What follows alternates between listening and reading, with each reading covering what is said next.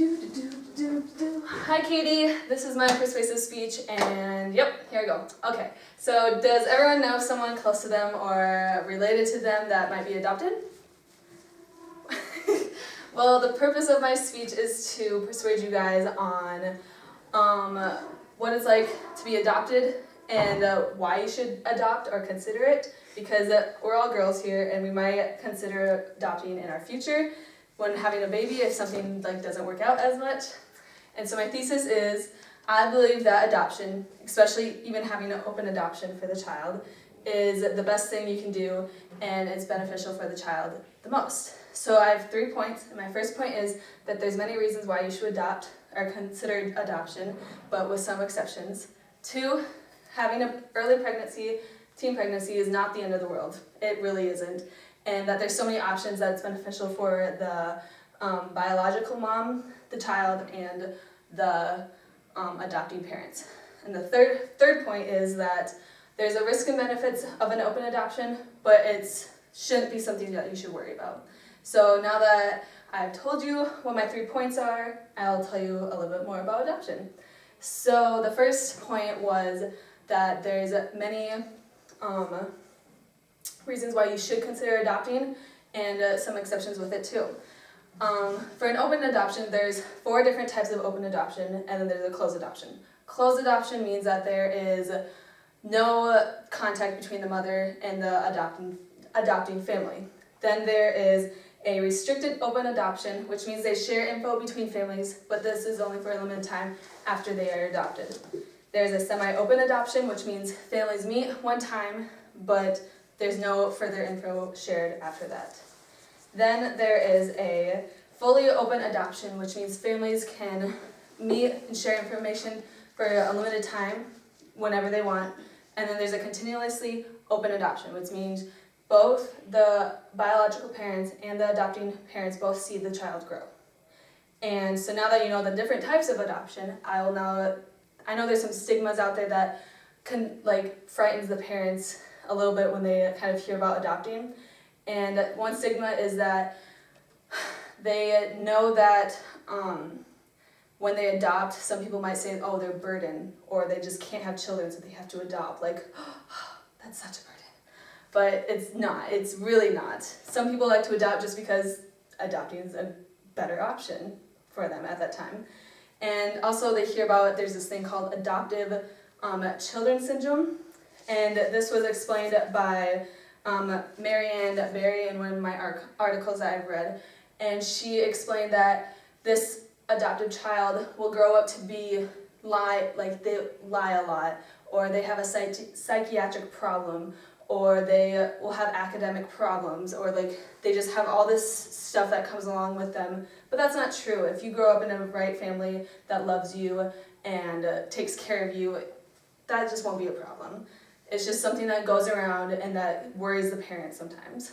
So now you know the basics of adoption, like the platform.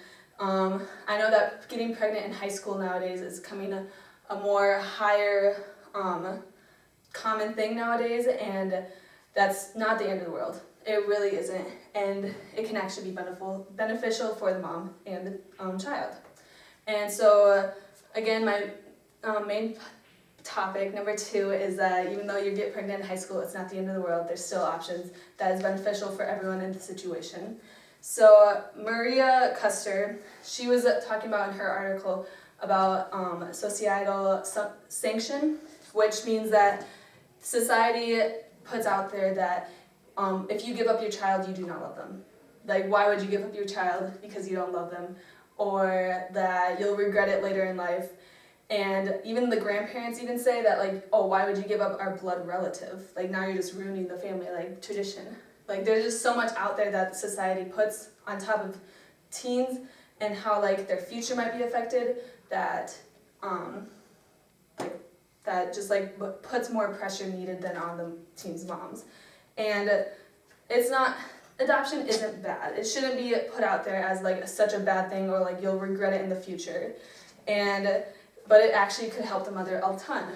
And a startling statistic that I also got from Custer's article said that teens, they did a research, and teens in that research said that 40% of them thought about aborting. And I can't say or tell you guys that don't abort. Like, that's not my place to put. But think of an adoption where someone else can raise the child and they can have their own life instead of ending a life. Obviously, again, that's not my choice for you guys or anyone else's, but that's just like a startling statistic that shocked me because I didn't know that's how many people thought about it when as an early teen pregnant.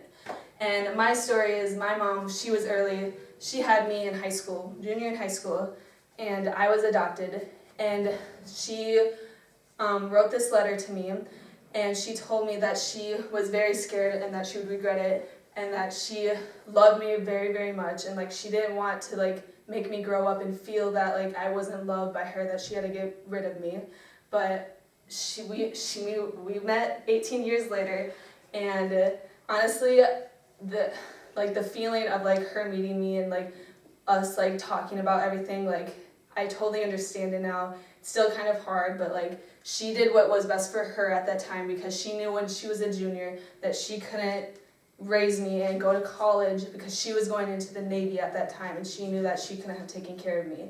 But she knew that putting me into another family and having them love me and pay more attention to me, she knew that that was the right decision, and she said that she doesn't regret it. And sometimes it's not that easy for someone to give up their child, but in that instance, she knew it was right, and so yeah. But now that I shared some interesting facts about me and some other stuff, there's some risk and benefits to think about. So my third point, that there's some risk and benefits out there that you should consider, but you shouldn't be scared of. And so Mary Ann Berry, she also points out that during an open adoption, shared information is good. It's beneficial for everyone in the family. For the biological mom, it relieves the guilt and uncertainty of how the child is going to turn out. For the adoptive parents, there's no secrecy. They know how the child, like why everything was happening during that mom's life to give up for adoption, and like it gives everyone an open door.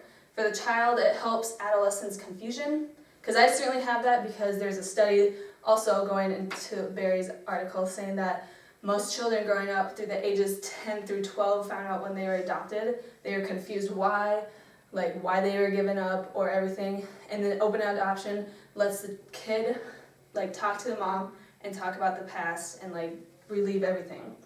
And even though an open adoption sounds great, it really is. What I think I had a restricted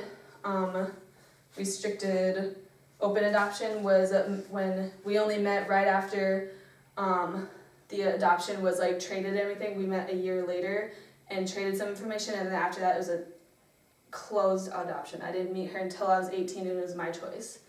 And even though like I felt like that was the best for me, like sometimes that's not always the best thing, but the risk for sharing information and having an open adoption for the biological mom, it prevents closure with the child, like for her leaving her. She'll always be attached and always be like, I want my kid back.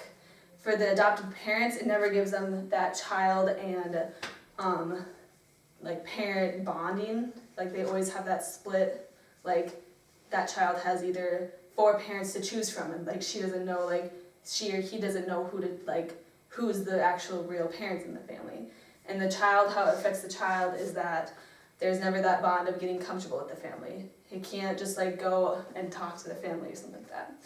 But finally, there's so much to consider more than what I've just said. So it's not like you can be like, oh yes, I'm going to adopt after giving the speech. But I know that there's so much more. So in conclusion, my 3 points were that there's so much reasons why you should consider adoption with some considerations. 2, that even though you get you get pregnant at an early age, it's not the end of the world. You have so many options that's beneficial for everyone. And 3, that there's risk and benefits to an open adoption, but it'll still be okay because that's not something you should worry about.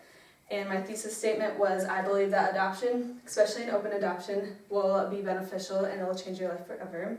And so I know we're still in college, freshman college, sophomore, and family, like thinking about family is so far, far, far down the road, hopefully.